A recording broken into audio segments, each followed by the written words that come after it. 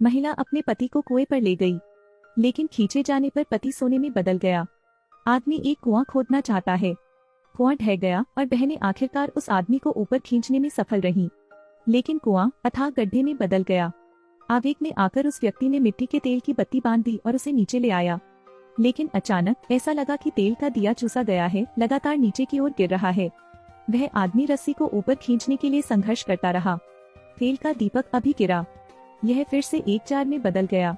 यह सब सोना है। इसने आदमी को उत्तेजित कर दिया। उसने मिट्टी के तेल के दिए खरीदने का फैसला किया। उस आदमी के जाने के बाद बहनों को एक कागज का टुकड़ा मिला, कुछ जीवित छोड़ दो, क्योंकि उस कागज की सत्यता जांचने के लिए बहनें एक बूढ़ी मुर्गी की तलाश करती हैं। इस तरह मुर्गी को नीचे उतारा गया। रस्सी पहले की तरह सरक गई। सब मिलकर रस्सी खींचते हैं। जब उन्होंने रस्सी को ऊपर खींचा तो मुर्गी भी एक मटके में बदल गई। जार खोलकर देखो, यह सोने से भरा है। इधर पति को बाजार में मिट्टी के तेल के सारे दिए मिल गए और उसने सब खरीद लिए। फिर यह सब कुएं के तल में डाल दें। मूल रूप से सोचा था एक बार में बहुत सारा पैसा होना, लेकिन तेल के दिए अभी भी तेल के दिए हैं, कोई अंतर नहीं है। वह आदमी बेहद गुस्से में था। उसने अपनी सारी बचत खर्च कर दी और मिट्टी के तेल के दिए वापस नहीं किए जा सकते। वह आदमी कुएं में चिल्लाया। उसने अपनी पत्नी को भी तेल का दीपक बंद करने के लिए कहा।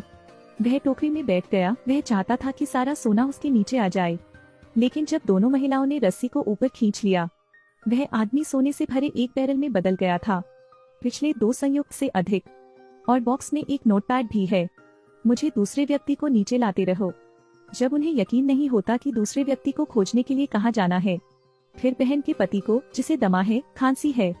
बहनों ने तुरंत उस आदमी की तरफ देखा। क्या तुम्हें यही नहीं चाहिए? बस लोगों को नीचे आने दो और ऊपर खींचो, सोने से भरे बैरल में बदल सकते हैं।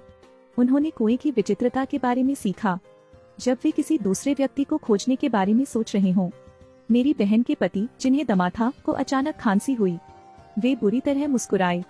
इसमें कोई मेहनत नहीं लगती।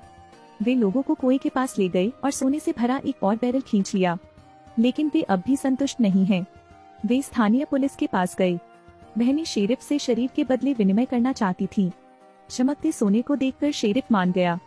अगले दिन एक सीलबंद शव लाया गया। शेरिफ को सोना मिला। उन्होंने पूछा कि वे शरीर को किस लिए ले गए। वे कहते हैं, आपको इसकी जांच नहीं करनी चाहिए। अन्य बातों का ध्यान न रखें, क्योंकि और सोना पाने के लिए उसने और लाशों की तलाश की। यदि शरीर न मिले तो शरीर की रचना करो। उस रात वे सो गए। बहन ने शोर सुना और जांच की। इतने में एक काली परछाई दिखी। छोटी बहन ने अपनी बहन को बुलाया, क्योंकि घर में भूत था। लेकिन यह पता चला कि शेरिफ पैसे का भूखा आदमी है। शेरिफ ने इतना पैसा देखा और उसे अपना बनाना चाहता था। सोना मांगने पर उसने अपनी बहन का भी गला घोंट दिया। वे आपस में बहस ही कर रहे थे कि आकाश में अचानक बिजली चमकी। तभी घर का दरवाजा खुला।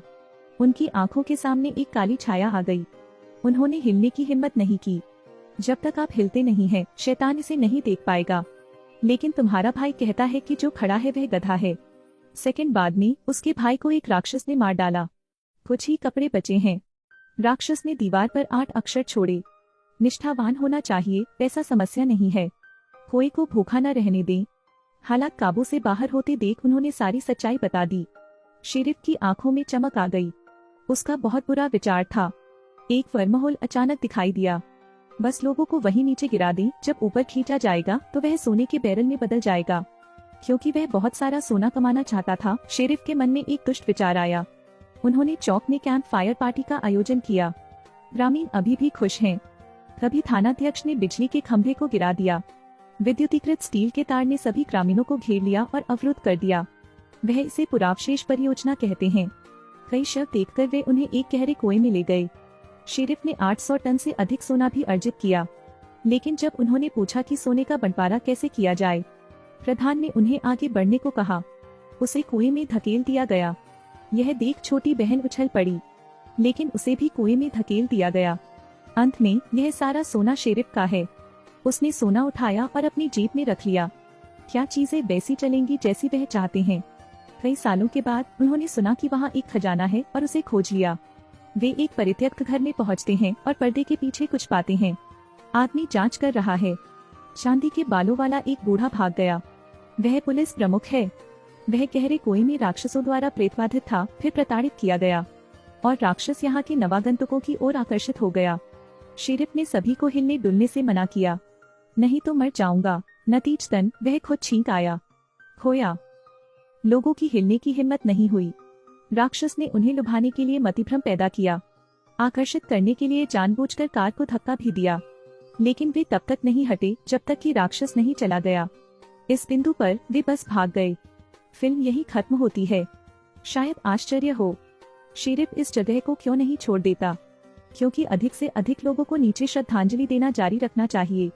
एक टुकड़ा खाओ, सोना लौटाओ, एक पैसा खर्च मत करो, एक रेफ्रिजरेटर, एक बिस्तर, सिर घुमाओ, वहाँ अभी भी एक दीवार है।